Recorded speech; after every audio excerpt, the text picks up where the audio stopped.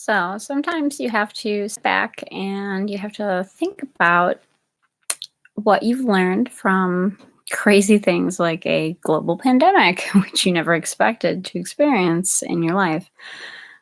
But while I was sitting here and doing my undergraduate work and my graduate work, since I'm an undergraduate graduate, while studying social movements and history at the same time, I came to a epiphany kind of moment, and I realized that although my mother always said that, or I'm sorry, Amy, as I call her, I really like to call her that word.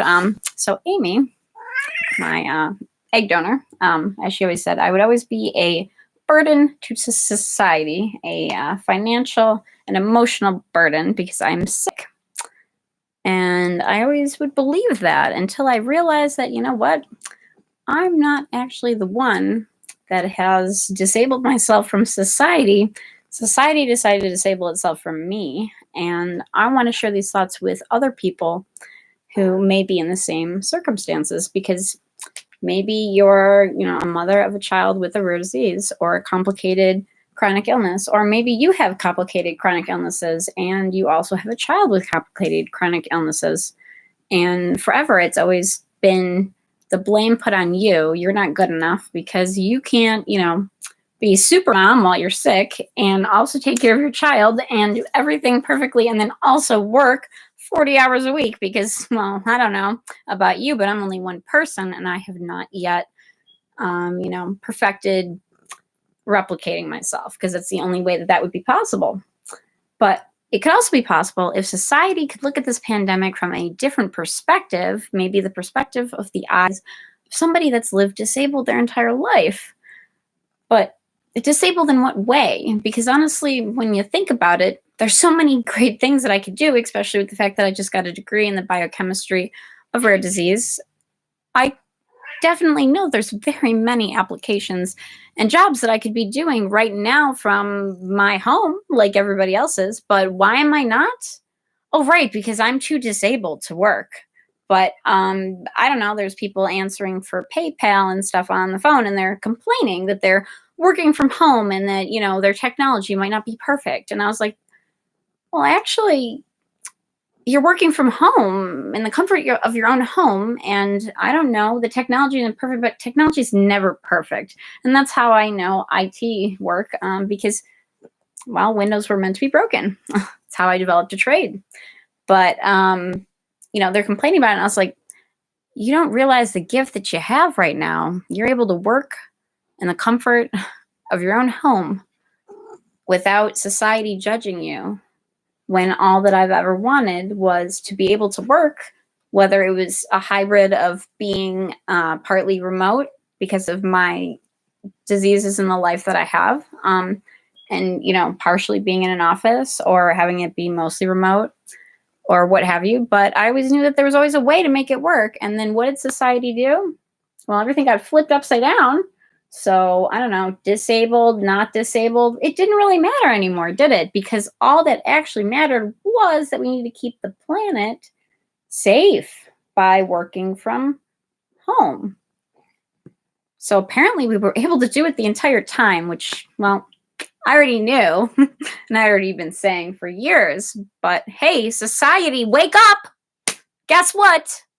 You guys just proved what I've been saying and preaching for years, that there's all of these people with all of this potential that they are just dying to share with humanity and with society to try and help the planet become a better place.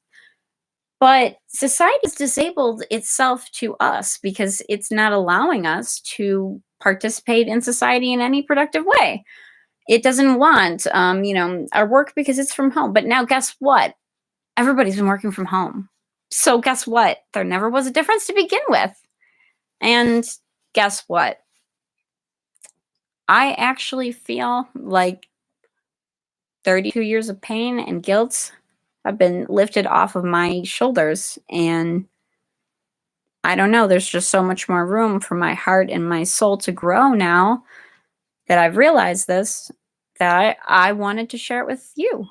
Because I know that there's so many other people out there that are labeled like me, with these nasty words by people that just don't understand or don't care to understand, don't want to understand because they don't have to understand because they were blessed with, gifts that I was not. Not saying that I wasn't blessed with things, but health was just not one of the things that I was blessed with. But I was blessed with intelligence and intellect and the ability to do very many trades by just, Googling them and learning them like I did with IT work because my computer broke when I was 16 and I didn't have anybody else to fix it. So I fixed it myself. Just like how when I started to notice there was definitely something wrong with me and that I had Ehlers-Danlos syndrome and nobody could figure it out, I figured it out myself. So if society is still going to keep this whole stupid, I don't know, you can't really come into the office all the time because you get sick sometimes.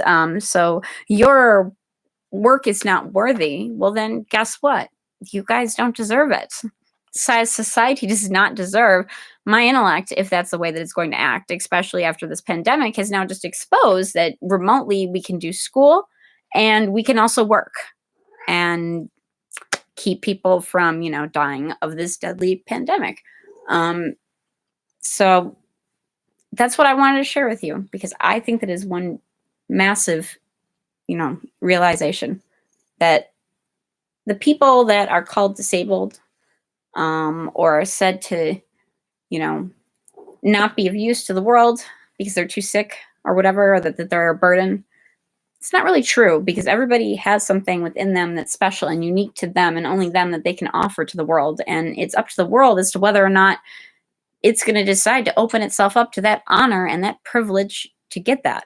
And if it just decides to not, then that's its choice. But I've got a pretty big feeling that with me, it's not really going to have that choice because I'm just going to keep on being like, hey, world, guess what? I just realized a way to show you what I've been trying to talk about this entire time, but without having the words or the examples to do it. But hey, look at that.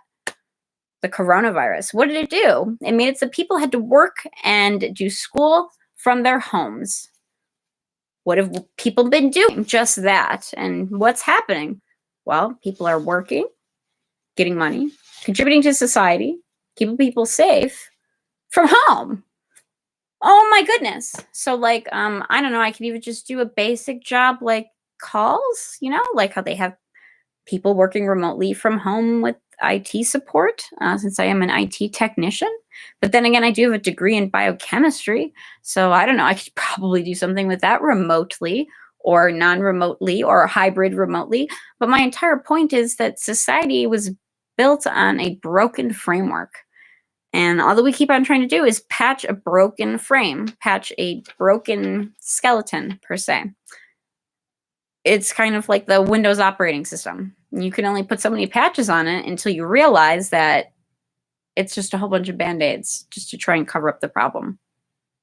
So I'm really hoping for a revolutionary social movement of inclusion where society realizes that there's been all of these people with all these thoughts and opinions and knowledge that they've just been dying to share that will help humanity, and they'll actually be willing to finally listen in a remote way. Oh my goodness, because I'm in my house and you probably are in your house, but I just shared all this information with you, and now you can take all this information, share it with others, and then the world in a ripple effect can grow to hopefully be a more beautiful place filled with love instead of hate for just diversity, which I've been really lost on this entire time because the last time that I checked, if we were all the same, well, we'd have some major problems here, right? I mean, first of all, if we were all just to walk around looking exactly the same, doing exactly the same things, society wouldn't exist at all.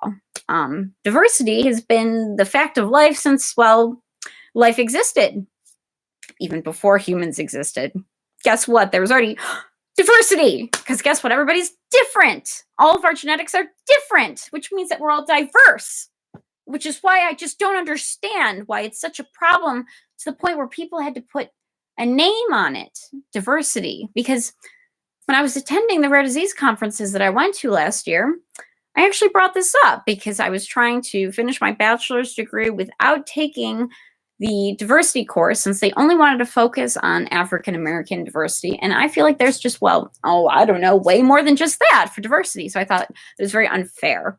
So while doing that, I was asking people at the rare disease, conferences that I was at, do you have any thoughts on the word diversity? When you're here at these conferences, do you feel like you're in a pool of diverse people, or do you just feel like you're in a room of people and you just go and interact with them and you don't really pay attention to what's different about them? You just accept them for who they are and what they want to share. And then if there's something else they want to share that's unique about them, then they can bring that to the table when they feel it's necessary.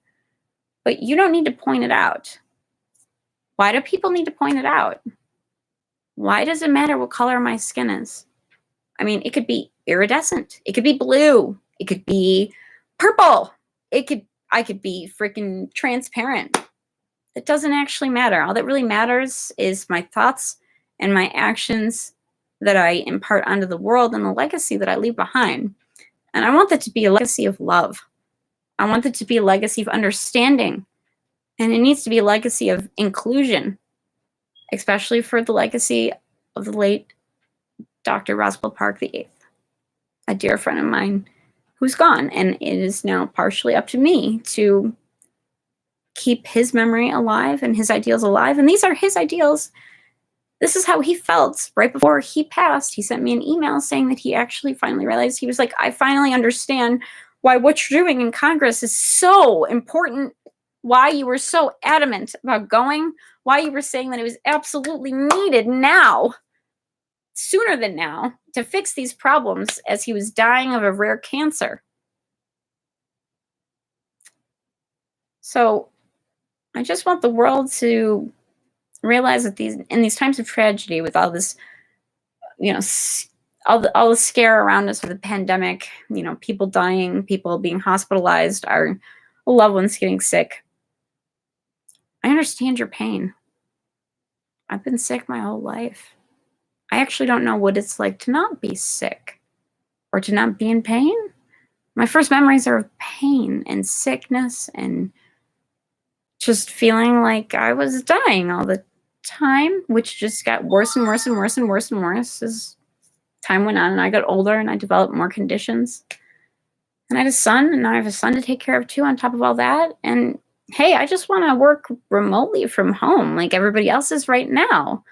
But society is still right now currently disabling itself from people like me from having remote jobs. They're just offering it to the employees that they have right now to work remotely from home. But what they need to realize is that they are disabling me from being a productive member of society.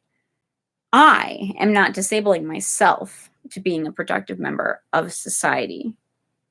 But until those channels are open, until people open up their eyes and they realize what the truth has been all along, that we're all diverse, we all have different needs, different accommodations that we need just to have our own personal level of well-being that we can achieve and establish in our lives, which is going to be a different amount for everybody because we're all diverse and different. So that's my take in most of this for right now. But I wanted to leave some people that I know are very broken, that have probably been told things like I have, like, you'll always be a burden. You're always going to be a burden to society. Well, you know what? Society is actually the burden to you, because you're living in a society right now that's burdening you by not allowing you to participate in it actively, even if it's remotely from home. Oh no, because guess what? You can still hear and see me and see my gestures, my hand movements, my body language. You can see my face, my facial expressions. You can heed my words. You can feel them. I know that you can feel my energy and my passion and my perseverance, because it is one thing that nobody can ever take away from me. So to try and tell me that I would not be effective remotely is just ridiculous. And again, you're not disabled necessarily, unless you would like to identify that way. But personally, I am going to identify as I'm not disabled. Society is disabled. Okay. I'm not a burden. Society is the burden on me because it was built to not work for people like me on purpose, just to give other people more power. Power to the people, but only the people that were written in the Constitution to have those powers. So I guess we could just keep on patching it up with Band-Aids. But personally, I think it's time for a social movement and reform that will actually just make everything be as it should have been, where diversity is really not that weird. It's just, oh, I don't know, life. So, I don't know. Watch out, world. I say that I only have a few more years left, but I bet you I can beat them on that one and drill this into some skulls before I'm gone and leave behind a legacy of love and inclusion. I hope that you all stay safe, working remotely from home or not, but stay safe. Remember that you're never the burden. Normally, the person that's calling you the burden is the burden.